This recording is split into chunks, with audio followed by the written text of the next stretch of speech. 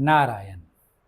ये वीडियो में मैं वाल्मीकि रामायण से एक प्रसंग की चर्चा करूंगा और उसके द्वारा एक बहुत ही उत्कृष्ट दृष्टांत हमें मिलता है। हमारे जीवन के लिए हमें बहुत बड़ी सीख मिलती है, हमारे इस जीवन काल के लिए भी। और ऐसा ये प्रसंग है कि उसमें जो जो सीख मिलती है वह कोई भी युग में कोई भी व्यक्ति इसका पालन कर सकता है। ये प्रसंग तभी का है जब ही प्रभु श्री राम, माता सीता और लक्ष्मण जी ये तीनों अयोध्या से निकलकर दंडक वनवास की ओर प्रस्थान करने वाले होते हैं। और ये तभी का ही प्रसंग है। तो ये तीनों ने वनवास स्वीकार कर लिया है क्योंकि उनके पिता दशरथ राजा को नरकवास न करना पड़े, क्योंकि उनका दिया हुआ जो वचन है वह कभी भी भंग नहीं होता है। तो उनके वचन की मर्यादा का पालन करने के लिए, उनका वचन भंग न हो जो उन्होंने उनकी पत्नी कैकेयी को दिया था, तो वह वचन के न भंग होने के लिए ही भगवान श्री राम ने ये वनवास स्वीकार किया। तो ऐसा बड़ा त्याग ये हमें सीखने मिलता है कि एक पुत्र अपने पिता को बचाने के लिए यहाँ पर स्वयं दुख भोग रहा है। पूरी अयोध्या वासी ने कहा कि राम जी का कोई भी इसमें ऐसा कोई लक्षण ही नहीं है कि उनको आप वनवास भेजिए। न ही तो उन्होंने कोई अधर्म का कार्य किया है, न ही उन्होंने कोई मर्यादा का उल्लंघन किया है, तो आप उनको कैसे वनवास भेज सकते हैं।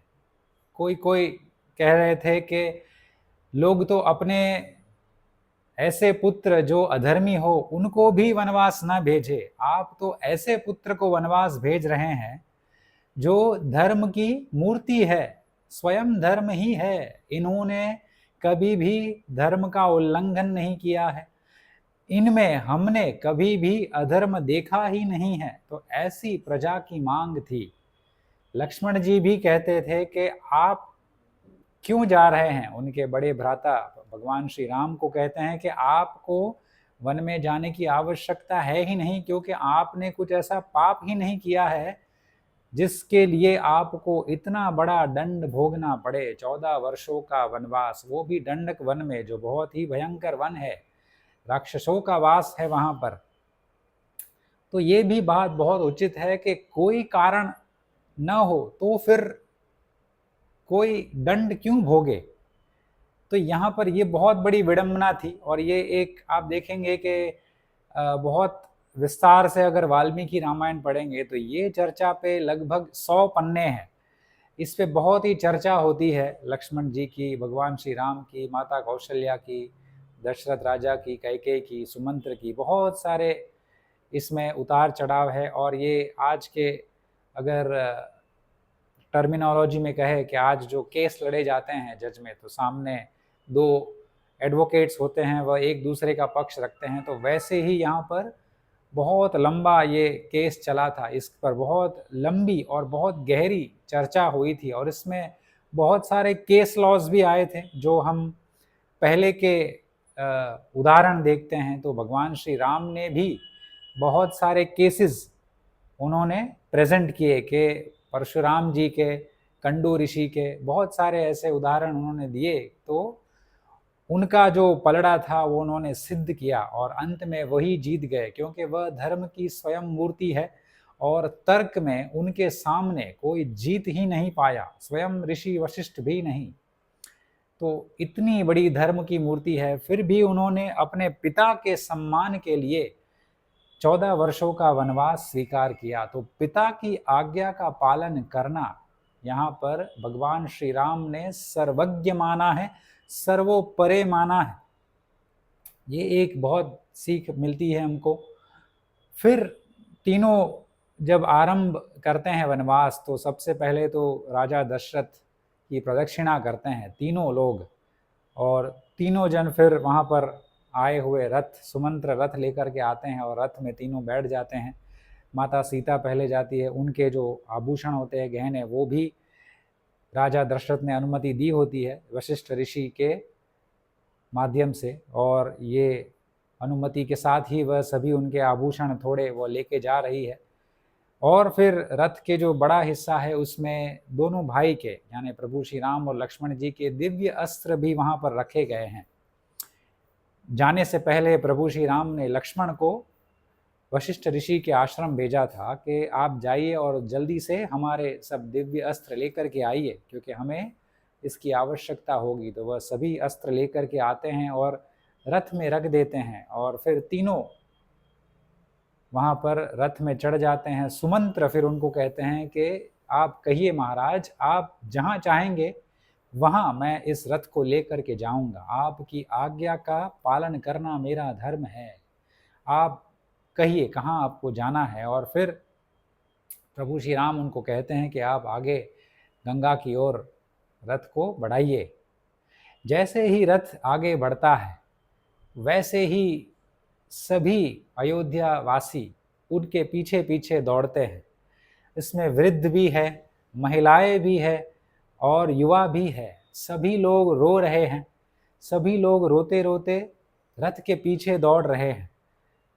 और यहाँ पर अयोध्या में मुख्य द्वार से दशरथ राजा भी दौड़ रहे हैं। हालांकि वो बहुत ही निर्बल हो चुके हैं, क्योंकि उन्होंने बहुत ही पीड़ा सही है, उनकी उम्र भी हो गई है, फिर भी वो दौड़ रहे हैं। उनके पीछे उनकी पत्नियां दौड़ रही है, सभी लोग दौड़ रहे हैं। ऐसा करुण दृश्य यहाँ पर वर्णन किया जाता है। भगवान श्री राम सुमंत्र को कहते हैं कि जल्दी चलाओ, हम आगे बढ़े, जल्दी चलाओ। और अयोध्या वासी रथ के साथ साथ दौड़ रहे हैं। उनमें से बहुत सारे विद्वान ब्राह्मण भी है जो दौड़ नहीं पा रहे हैं, फिर भी दौड़ रहे हैं। और वो आग्रह कर रहे हैं सुमंत्र को कि सुमंत्र रोको, रथ को रोको, हमको ऐसे सुंदर मुख वाले रामचंद्र का मुख देखना है, आप कृपा करके रथ को रोक लीजिए, हम इनके बिना नहीं रह पाएंगे। और सुमंत्र को रथ में से बैठे हुए प्रभु श्री राम से आज्ञा मिलती है कि सुमंत्र आप आगे बढ़ाइए रथ।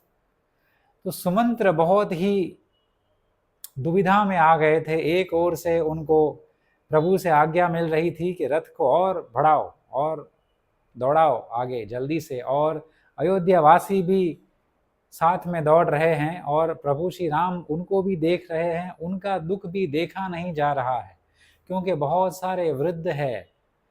तो प्रभु श्री राम के हृदय में बहुत ग्लानि है कि मैं रथ को रोक लूं तो मेरी प्रतिज्ञा भंग हो जाएगी, धर्म का उल्लंघन हो जाएगा। मैंने वनवास स्वीकार किया है मेरे पिता के लिए, ये मेरे माता की आज्ञा है, मेरे पिता की भी इनडायरेक्ट आज्ञा तो है ही, मुझे ये वनवास भोगना ही होगा।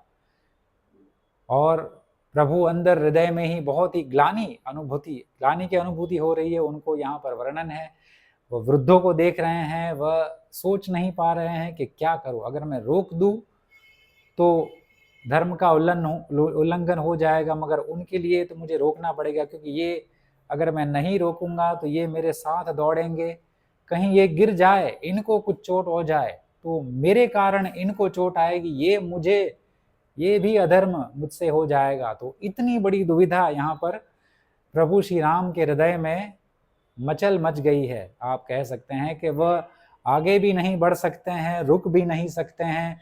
दोनों ही कार्य अगर वो करने जाए तो दोनों में ही धर्म का उल्लंघन होगा।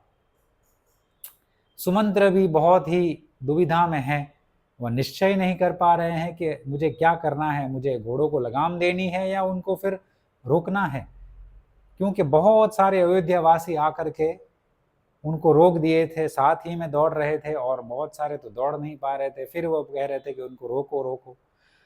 फिर भी प्रभु श्री राम सुमंत्र को कहते हैं कि आप जल्दी से आगे बढ़ाइए, रथ की स्पीड बढ़ाइए, उनकी वेग बढ़ा दीजिए, क्योंकि अगर मैं रुकूंगा तो फिर बहुत ही बड़ा अधर्म हो जाएगा। मैंने वनवास स्वीकार कर लिया है, ये निश्चित है, मुझे जाना ही है। और सुमंत्र को कहते हैं कि आप मेरी आज्ञा का पालन कीजिए, आप रथ को दौड़ाइए। और उतने में ही पीछे से आवाज आती है दशरथ राजा की। वह सुमंत्र को कहते हैं कि सुमंत्र को रोको रोको, रथ को रोको, मुझे राम का मुख देखना है, राम के बिना मैं जीवित नहीं रह सकता है।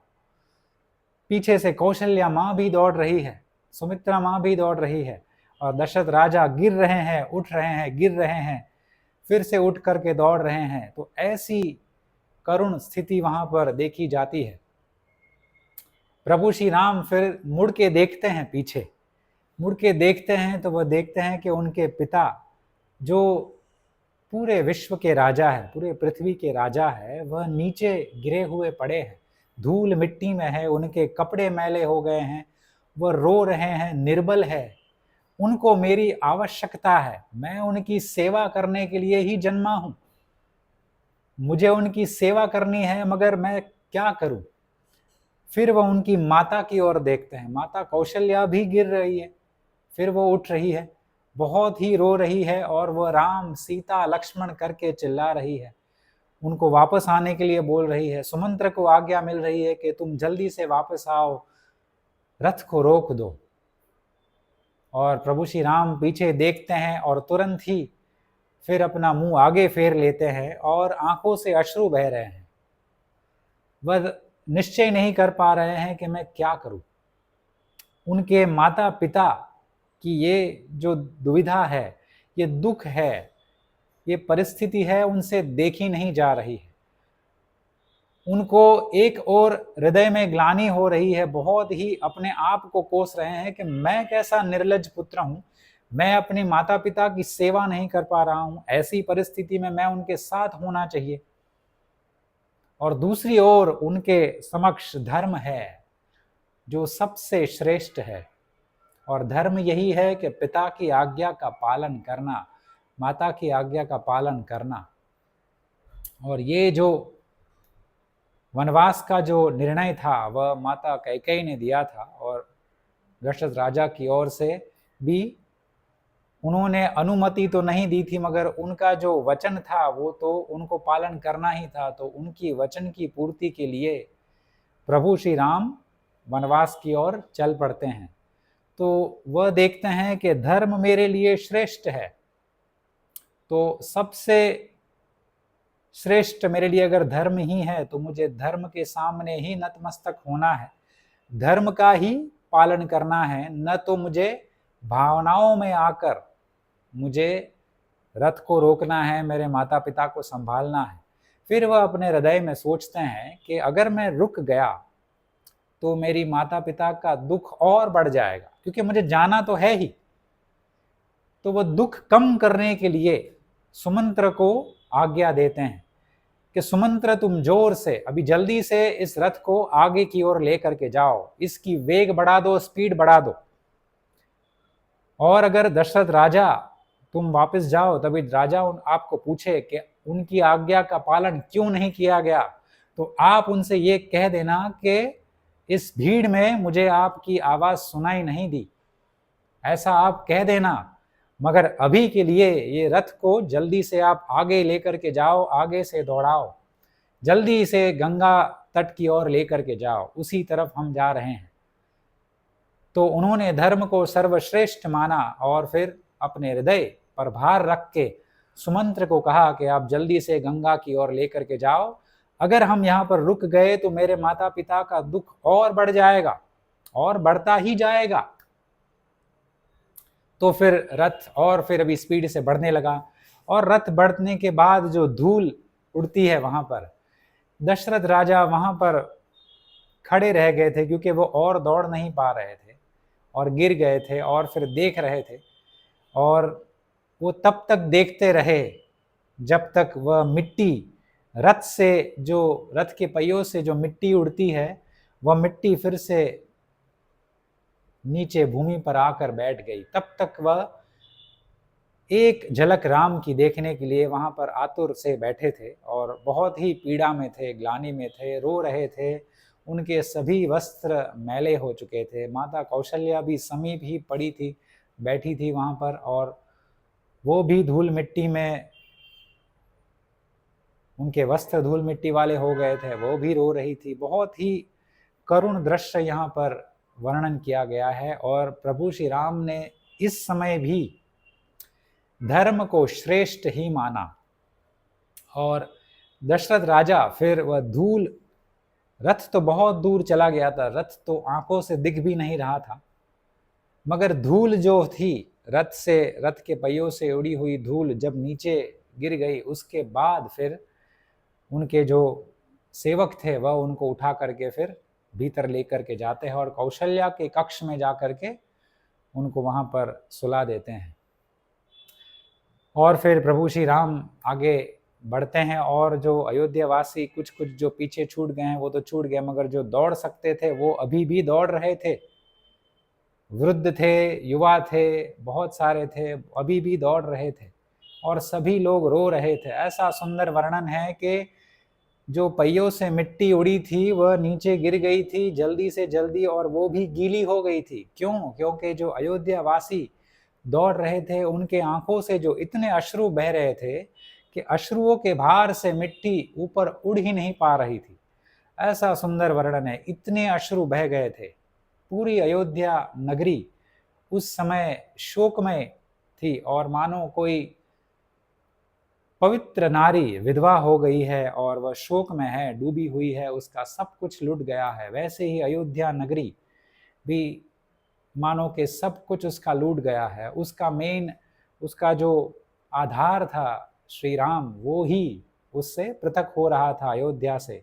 तो अयोध्या नगरी बहुत ही निराश हो चुकी थी और बहुत ही पूरा सन्नाटा छा गया था। पूरे अयोध्या नगरी में कोई किसी से बात नहीं कर रहा था।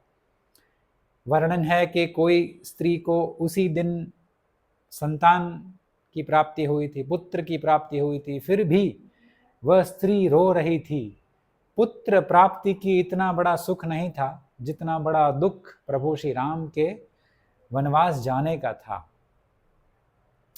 भाई भाई से प्रसन्न नहीं था, पति पत्नी से प्रसन्न नहीं थे, युवा युवा से प्रसन्न नहीं थे, कोई भी वहां पर जो अन्य जीव जो थे, प्राणी जो थे, जो मनुष्य योनि में भी नहीं थे, छोटे छोटे योनियों के प्राणी थे, वो भी बहुत ही निराश थे। वहां के वन के बहुत सारे वृक्ष बहुत थे, इतने जलचर प्राणी थे, वो भी बहुत ही निराश हो चुके थे पूरे अयोध्या नगरी के।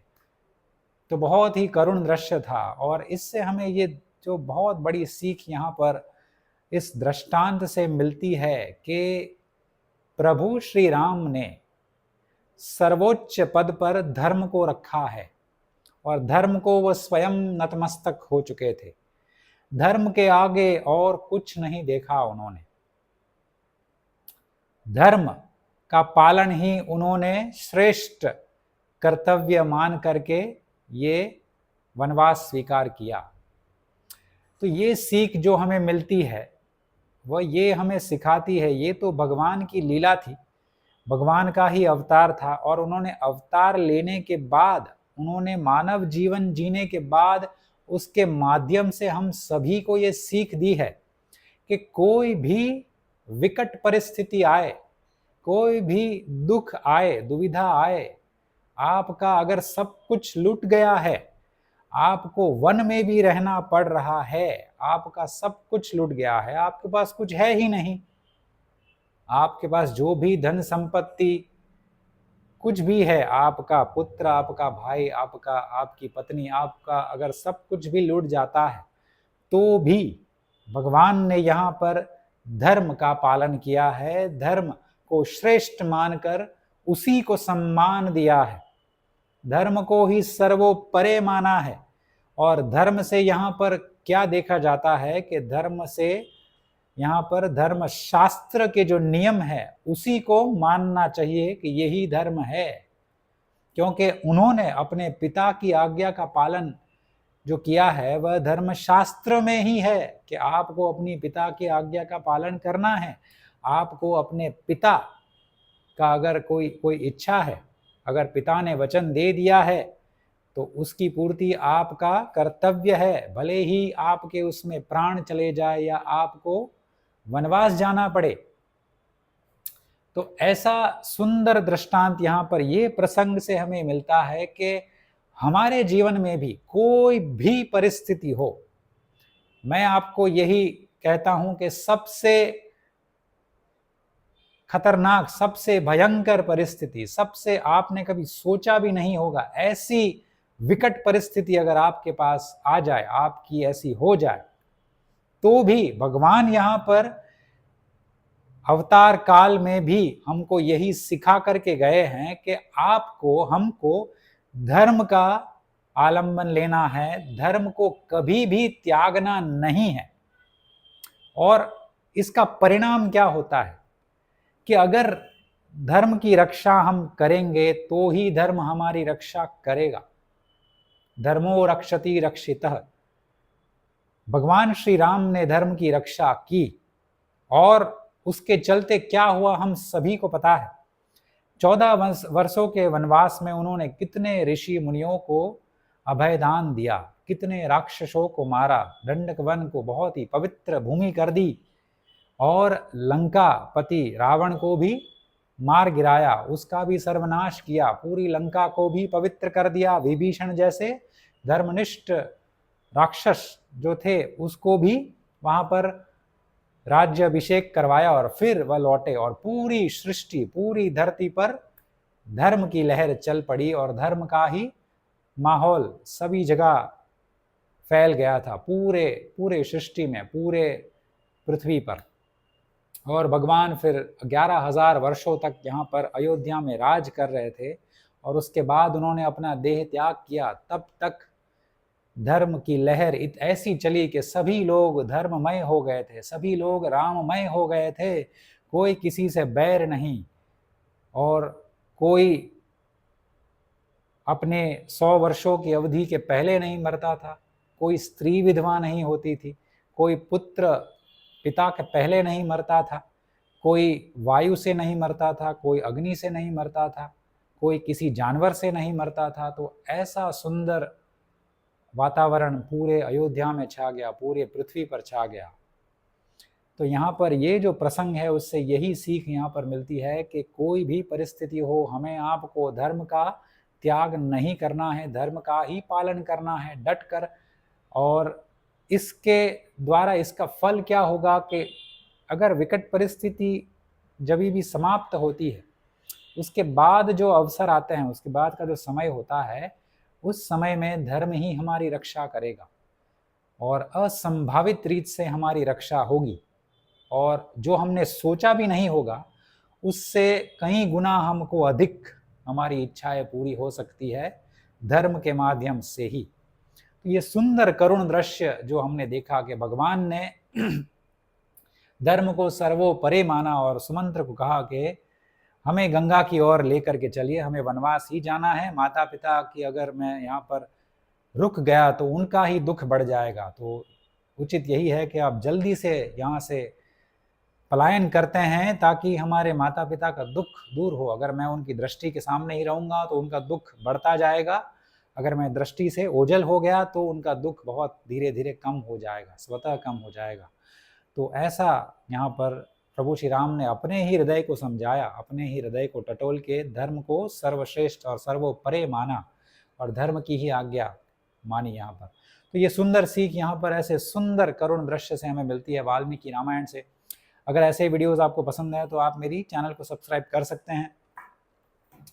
मेरी एक बुक लॉन्च हुई है रीसर्जेंट धर्म, जो लास्ट ईयर पब्लिश हुई है मोतीलाल बनारसीदास पब्लिशर्स दिल्ली के साथ में, और इसमें 26 चैप्टर्स मैंने लिखे हैं। इस चैप्टर्स में यही मैंने एक इंस्ट्रक्टिव मॉडल के रूप में लिखा है कि हमें इस समय में, इस घोर कली काल में हमको कैसे जीवन व्यापन करना है, हमको जितना बन सके कैसे धर्म का पालन करना है, जिससे धर्म से ही हमारी सारी इच्छाएं पूरी हो और हम अधर्म से दूर रहे, ताकि हमारा भविष्य जो है वो भी उज्जवल हो जाए, अधर्म का दंड हमें भविष्य में न मिले। तो इसमें बहुत सारे कथाएं हैं, 26 या 30 कथाएं हैं। कथाओं के माध्यम से मैंने बहुत ही सरलता से समझाया है कि क्या क्या हमें करना चाहिए, क्या क्या हम अगर करेंगे तो हमको ये फल प्राप्त होंगे। और ये सभी शास्त्रोचित मर्यादा के भीतर ही ये पुस्तक लिखी गई है। शास्त्र के ऊपर बढ़कर कुछ है ही नहीं, क्योंकि मैं शास्त्र को ही भगवान मानता हूँ और शास्त्रों से ही ये लिए गए जो श्लोक है, जो मंत्र है, श्लोक है, बेसिकली उसको मैंने इलैबोरेट किया है और उसको मैंने एक्सप्लेन किया है। गुरुदेव मेरे जो पूरी शंकराचार्य जो है वो मेरे गुरुदेव है, उसके कथन से उनसे मैंने सुन के सीखा है और उनकी ही कृपा से ये सब हो रहा है। तो ये बुक आप अगर आपको रिव्यू करना है तो मैं कमेंट्स में इनके लिंक भेजूंगा, उसमें आप क्लिक करके देख सकते हैं। गोवर्धन मठ नाम का एक बहुत सुंदर चैनल है यहाँ पर यूट्यूब पर, उसमें आपको धर्म, राष्ट्र, आध्यात्म ये तीनों से लगता हुआ ज्ञान मिलेगा। अगर ये आप सुनते हैं, अपने जीवन में चरितार्थ करते हैं धीरे धीरे, तो आपका भी कल्याण धीरे धीरे आरंभ होना शुरू हो जाएगा। शिव शंकर प्रलयंकर।